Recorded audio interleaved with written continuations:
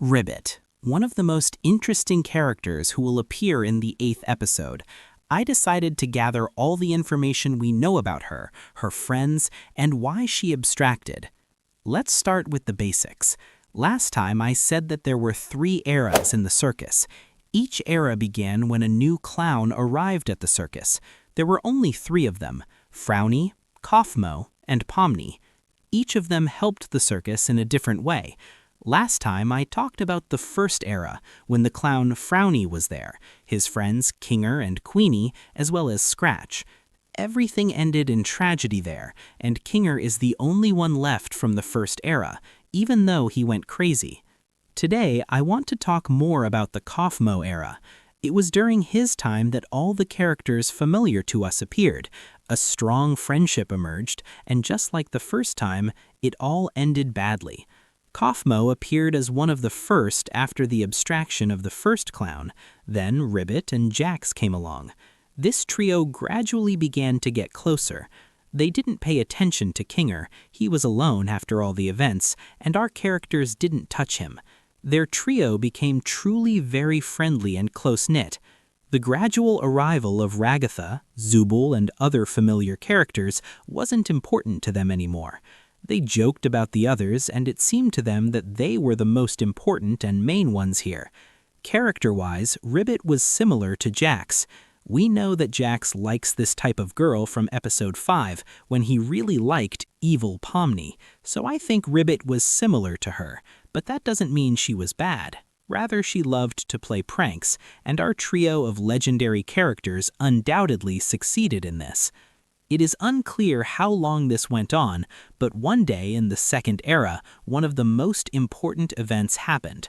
Ribbit abstracted. There could be many reasons. We know that immediately after this, after some time, Kaufmo abstracted, and he was very fixated on the exit. I think Ribbit was looking for it, trying to understand how to get out of the circus, and her friends were helping her. In episode 7, we remember how Jax furiously denies any option of an exit from the circus. It seems to him that it doesn't exist, possibly precisely because they had already looked for it once and everything failed. When Ribbit was trying to find the exit, either Kane or the circus itself made it so that she abstracted, and after that, a dark streak began. At the beginning of the animated series, we are shown events a few days or weeks after Ribbit's abstraction. Her best friend, Kaufmo, can't take it. Obsessed with the exit, he also goes crazy and abstracts. Jax remains. In episode 7, Jax almost abstracted, and if it weren't for his friends, perhaps he wouldn't be here anymore. His coldness and heaviness in all episodes is understandable. He loses his best friend and then his other friend.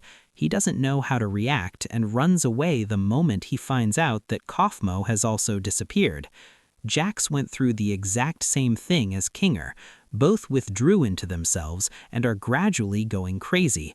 Now we are being shown the Pomni era, but I'm sure that in the 8th episode we will be shown those very events that were in the beginning, before her arrival, and we will find out the reason for the abstraction of all the characters. While I was studying all the abstracted characters of the amazing digital circus, I noticed that characters aren't created here by random chance. What do Frowny, Kaufmo, and Pomni have in common? Clowns. A circus is a circus because it always has a clown. They looked different and lived at different times, but the most interesting part, they never lived together. My theory today is on how to properly divide the entire circus timeline. We've had exactly 3 eras, the era of Frowny, the era of Kaufmo, and the current one, the era of Pomni. I'll tell you about each of them today, and you hit subscribe. Theories here every day. In the last episode, Kinger remembers Scratch, the first abstraction. We know that Kinger, Queenie, and Scratch were in the circus from the very beginning, but also with them in that quartet was this character, Frowny, a sad clown who doesn't look happy, even though they tried their hardest to make him that way. We see him crossed out on the bedroom doors, and he was the very first clown of the original 4. It's unclear how long he lasted, but he clearly didn't abstract first. When that happened, Queenie and Scratch were already gone. You can tell by his face he wasn't cheerful from the start, but in the end, it seems this drove him to a state of despair and he vanished. Reminder, two clowns cannot exist together. At the moment when Kinger's wife and his friend Scratch abstracted, Kinger himself fell into despair, so he didn't even notice that his last remaining friend, Frowny, needed support, and eventually he was gone too. I think at that moment, Kinger decided to close himself off from everyone and not even get to know the new characters that arrived. The moment Frowny abstracted, Kaufmo arrived at the circus, a clown much more familiar to us. By that moment, Kinger had already drifted away from everyone, but the new guys, Jax, Ribbit, and Kaufmo, became best friends. For a long time, this trio was the main group in the circus. Ragatha and other familiar characters had entered the world, but this trio remained the most important. We saw in episode 7 just how important these characters were to Jax, and I think that's why he made the decision, just like Kinger, not to make any more friends. Until the moment of Ribbit's abstraction, they were happy. She disappeared, and with her, her two friends. Kaufmo, the second clown, began to lose his mind and tried to find an exit as fast as possible. He searched everywhere, but in the end, he couldn't take it. Pomni appears exactly at the moment of Kaufmo's abstraction, the third clown. We see that this happens the very second the second clown is lost, so we assume it happened the same way the first time. Pomni becomes the third clown in the circus, and that is the moment we start watching the story of the amazing digital circus. Everything I've told you is the detailed backstory of two whole eras that we weren't shown. Right now, we are merely watching part 3 of the massive lore that has been happening in this world for years, and I hope in episode 8, they finally show us everything that happened before Pomni. We are just 1 month away from episode 8, and the internet is absolutely losing its mind over the date, March 20th. Every forum, every Discord server is screaming the same thing. It's World Frog Day! Glitch Productions are geniuses! We are finally going to see Ribbit. And look guys, you're right, we will see her. The voice actor leaks confirmed it. The concept art has been floating around for a year. That part is obvious, but let's be real. If you think Gooseworks is going to spend a season finale just introducing a new frog NPC, you don't know this show. Ribbit is a distraction, a shiny sign to keep us from looking at the real darkness hidden behind it.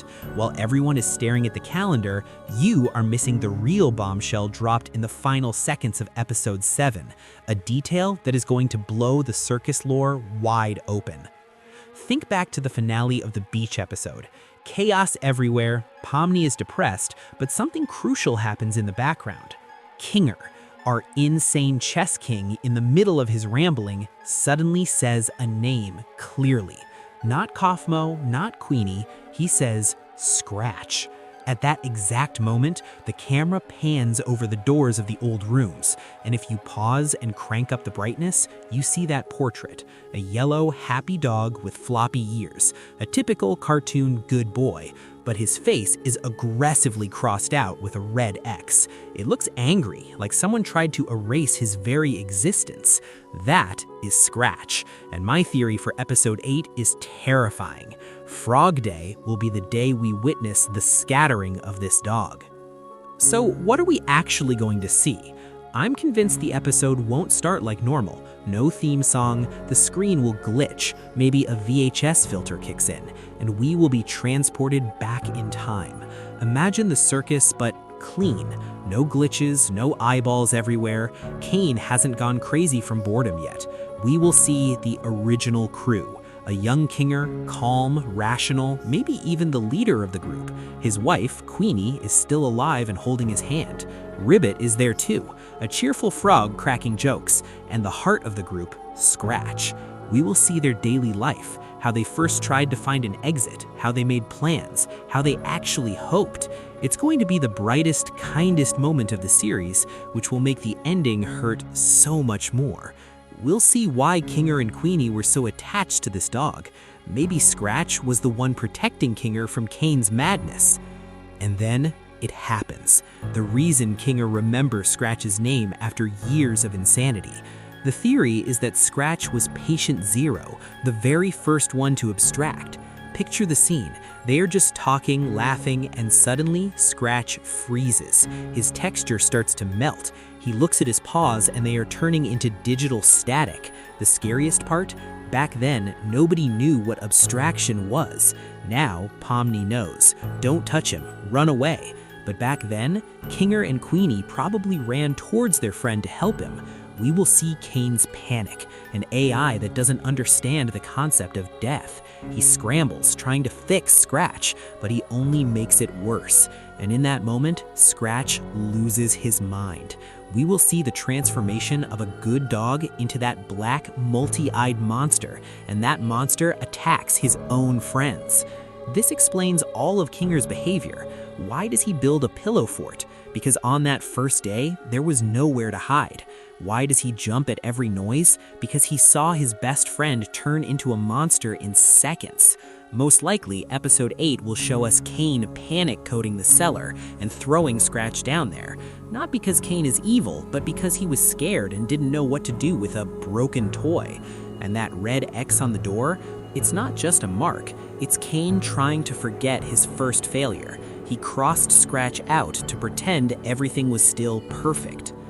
So friends, on March 20th, don't prepare for a fun frog adventure. Prepare for horror. Ribbit's story will just be the background for Scratch's tragedy. We are going to see the circus lose its innocence. We will learn what broke Kinger. And maybe we'll realize that Kane isn't just a wacky ringmaster, but a terrified program hiding a mountain of corpses in the basement. Scratch is the key to the past, and once we see his story, we will never look at Kinger as just the funny, crazy guy ever again. What do you think? Could Scratch still be alive in the cellar? Will we see him meet the current cast? Drop your theories in the comments and like the video if you are waiting for this flashback as much as I am. See you in the circus! Guys, stop scrolling for a second. Seriously. I know we are all still recovering from the ending of episode 7. That was intense, and honestly, I'm still processing it too. But while everyone is looking back at what just happened, we need to be looking forward, specifically at the calendar, because I've got a theory that fits together almost too perfectly. And if I'm right, episode 8 of The Amazing Digital Circus is going to absolutely destroy us emotionally. The date you need to remember? March 20th. Let me break it down. Everyone is guessing, will Pomni escape? Will Kane finally glitch out? But all the leaks and logic point to something else. We aren't moving forward in the timeline, we are going back. Everything suggests episode 8 is going to be a prequel, and the main character, it's someone we haven't really met but who is legendary in the lore. I'm talking about Ribbit, the frog. Now, for the casual viewers, Ribbit isn't just some fan-made OC. Gooseworks created her way back in the early concept art days. She is canon. She was a human player in the circus, just like Pomni or Jax, but she abstracted long before the pilot episode started. Now connect the dots. March 20th is World Frog Day. Knowing how much the creators love Easter eggs, memes, and specific release dates, releasing an episode about a frog character on Frog Day, it's too perfect to be a coincidence. And it's not just me guessing. I've been digging through the voice actors' social media accounts. You know how it is. They have strict NDAs that can't say anything directly, but actors want hype too. There have been hints, little mentions of recording for an old friend, frog emojis popping up, talk about a special spring project. It all paints one picture. Ribbit has a voice. And how can she have a voice if she's already an abstracted monster in the cellar? Only if we are seeing a flashback. This brings me to the core of the theory. Imagine episode 8. It doesn't start with the usual chaos, maybe it starts with a different vibe. The circus looks newer or maybe cleaner, and then we see them, the people we lost. Think about the emotional weight of this. We will finally see Kaufmo, not the monster, not the picture on a funeral board, but the actual guy, the Joker, the heart of the group, Gangle's best friend. Seeing him happy and sane, knowing exactly what happens to him later, that's going to be heartbreaking. But what's going to hit even harder is Kinger. We all know Kinger as the guy who shakes, screams, and builds pillow forts, but in a prequel, Kinger would be sane. Why? Because Queenie would still be there, his wife, his partner, his anchor. We might actually see their dynamic. We'll see a smart, calm, collected Kinger. Seeing him like that and knowing he's about to lose everything is going to be devastating. And right in the middle of this group is Ribbit, the frog. My theory is that Ribbit was the Pomni of the old days. She wasn't just hanging out, she was questioning reality. She was looking for bugs. She was probably the smartest one there, digging into the void, trying to understand Kane's code. So what's the plot? I think episode 8 will show us the beginning of the end, the day everything fell apart. Ribbit found something she wasn't supposed to see.